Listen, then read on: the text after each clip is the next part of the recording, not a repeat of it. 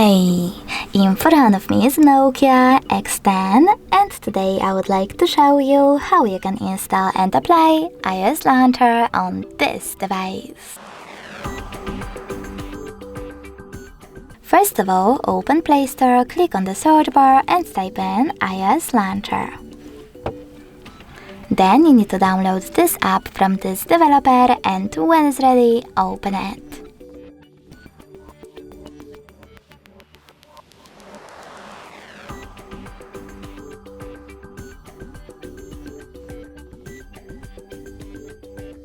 Now select while using the app or only this time in the pop-up and choose Allow in the next two. Then you need to swipe up from the bottom of your screen and click on Home button. Finally, access Devices settings. In them, click on Apps section, choose Default Apps and click on Home app. To apply iOS Launcher, you need to click on it and tap on Got it. As you can see, after that, app layout was applied successfully on my device.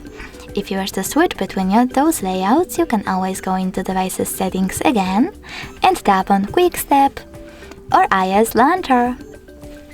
Thanks so much for watching. If you enjoyed this video, don't forget to leave a like, comment and subscribe.